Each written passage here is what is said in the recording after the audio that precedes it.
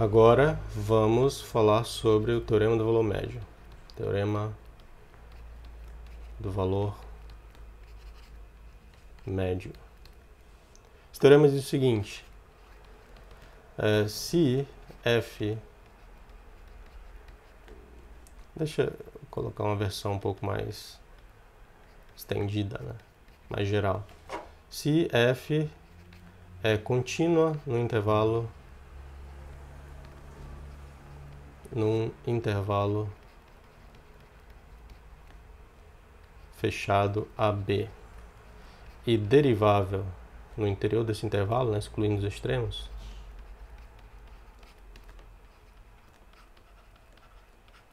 então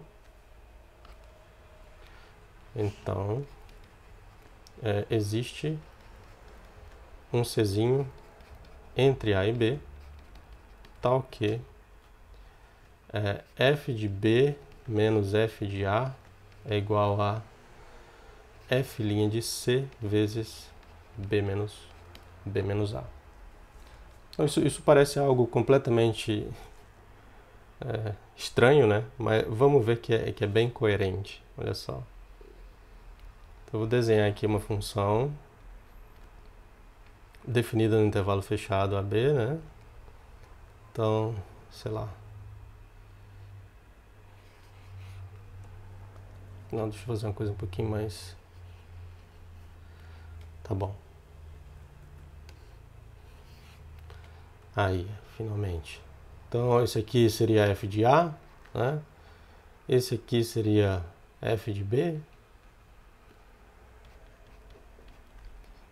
Aí, o que o teorema está dizendo é o seguinte.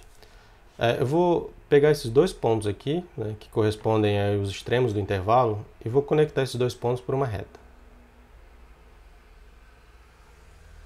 O que o teorema do valor médio diz é o seguinte: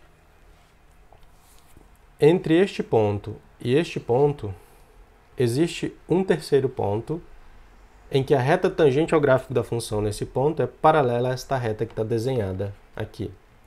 Se vocês notarem, neste ponto bem aqui, né, a reta tangente, olha só, aí, é paralela a esta reta, são paralelas. Nesse ponto aqui também, ó, a reta tangente é paralela a esta reta aqui. Então, mais uma vez, o teorema do valor médio diz que se uma função é contínua no intervalo fechado e derivável no interior deste intervalo, né, então vai existir um ponto aqui dentro, por exemplo, este aqui, em que a reta tangente ao gráfico da função neste ponto é paralela a esta reta que conecta os pontos no gráfico da função que correspondem aí aos extremos do intervalo AB. Então, nesse pontinho aqui, a derivada da função é igual ao coeficiente angular dessa reta. Agora, qual que é o coeficiente angular desta reta? Então, vamos primeiro encontrar a equação dessa reta, tá bom? Então, vamos começar com a prova do teorema. A equação da reta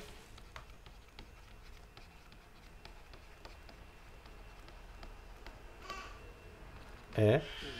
Bom, como ela passa por este ponto aqui, então a equação dela tem esse formato. y menos f de A, né, igual a m vezes x menos a, onde m é o coeficiente angular dessa reta. Bom, mas quem que é o coeficiente angular dessa reta? É a tangente deste ângulo θ aqui, certo? Então, é a tangente daquele ângulo, é o ângulo que a reta faz com o eixo x. Bom, mas qual que é a tangente desse ângulo? É cateto oposto, né? Dividido por cateto adjacente. Então vamos escrever isso ali também. Isso é cateto oposto dividido por cateto adjacente. Mas qual que é o comprimento do cateto oposto aqui? É f de B menos f de A. Então, f de B menos f de A. E quem que é o cateto adjacente? Quem comprimenta este daqui é B menos A. Então, B menos A. E aí está, encontramos a equação da reta, né? Basta pegar esse m agora e substituir ali. Agora eu vou definir uma função g, né? Defina G pela seguinte expressão. G de x vai ser a função f menos a equação da reta. Então, em cada ponto, a função g vai me devolver esta distância aqui com sinal, tá bom? Vai calcular f de x, calcular o mesmo valor na reta, pegar essa distância com sinal e vai me devolver o valor. Então vai ser f de x menos y, né? Onde y é a equação da reta aqui. Então vamos substituir a equação da reta agora, né? Direto. Então vai ficar f de a, né? Porque eu posso passar esse cara lá para o outro lado da igualdade, e daí f de a mais m vezes x menos a, onde m, né? Mais uma vez, é esse cara ali, o coeficiente angular daquela reta. Bom, a g é derivável e contínua nos mesmos lugares onde a f é derivável e contínua, tá bem? Porque isso aqui é um polinômio de grau 1, então é derivável e contínua em qualquer lugar. Então, os pontos de continuidade, de derivabilidade da função g depende basicamente só da f. Então, note que g é contínua no mesmo lugar onde a f é contínua, né? E é derivável no mesmo lugar onde a f é derivável. Agora, vamos ver quanto que é g de a. G de a é f de a menos f de a mais m vezes a menos a. Isso tudo aqui dá 0. Vamos ver quem que é g de b, né? G de b é f de b, tá aqui a expressão da g, tá bom? Menos f de a mais m vezes b menos a. Agora, isso aqui fica f de b menos f de a mais... Eu vou substituir o valor de m aqui, f de b menos f de a, dividido por b menos a vezes b menos a. Isso aqui cancela, não é? E daí, esse f de a vai cancelar com esse f de a, e esse f de b vai cancelar com esse... sobra 0 também. Então, olha só. Eu tenho uma função g contínua em AB, derivável no aberto, e nos extremos, ambas assumem o mesmo valor, né? Ou seja, g de a é igual a g de b. Ambas assumem o mesmo valor. Então eu lembro imediatamente do teorema de Rolle, né?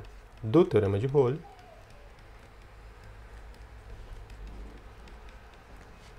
segue que existe um Czinho entre A e B, tal que G' de C é igual a 0. Bom, mas o que significa G' de C igual a 0? Vamos ver. G' de C. Bom, para calcular G' de C, eu preciso primeiro de G', né? Então vamos fazer aqui meio que escondido. Quem que é G' de X? É F' de X, né? Isso aqui é constante, vai dar 0. Aqui eu tenho m vezes x e m vezes a. m vezes a é constante, então também vai ser 0. Quando eu derivo m vezes x, vai dar m, né? Então vai ficar menos m. O menos vem daqui, tá bom? Então aí está. Então, G' de C é F' de C menos m, o que implica que F' de C é igual a m. Mas quem que é m? M é f de b menos f de a sobre b menos a. Mas eu posso arrumar um pouquinho aquela equação, multiplicando assim, né? E daí a gente fica com f de b menos f de a igual a f' de c vezes b menos a. E aí está, essa é a prova do teorema do valor médio. Tudo bem? Acabei de mostrar que existe um Czinho satisfazendo esta equação, considerando que as hipóteses são satisfeitas. Então vamos ver só uma consequênciazinha rápida desse teorema, né? Então, corolário. Então, seja f assim, uma função derivável em um intervalo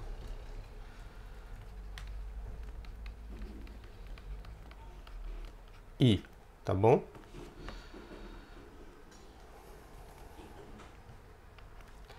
Se f' de x for igual a zero para todo x no intervalo i, né, então f é constante.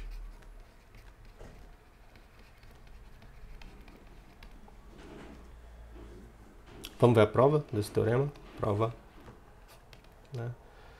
Derivável no intervalo i. Então, sejam x e y, né, dois pontos quaisquer desse intervalo com x menor do que y. Então, olha só, f é contínua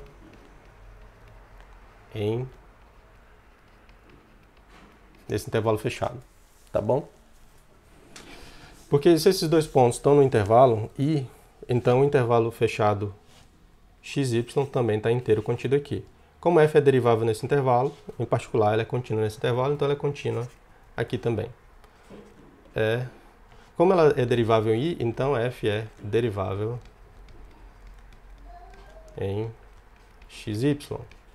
Bom, mas se a gente tem essas duas condições, a gente lembra do teorema do valor médio, né? Então, do TVM, teorema do valor médio, existe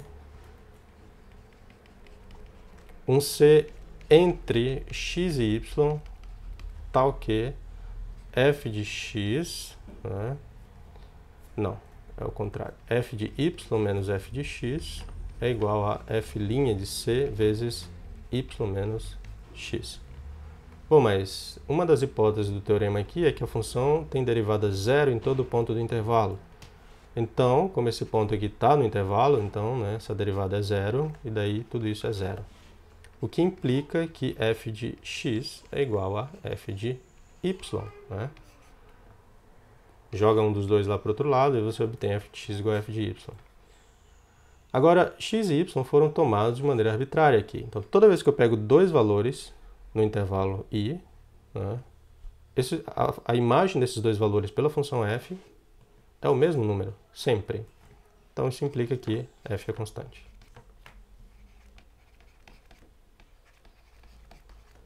Tudo bem? E acabou. É importantíssimo que o domínio da função seja um intervalo, tá bom? Se você tem só derivada zero para todo x no domínio da função, isso não implica que ela é constante.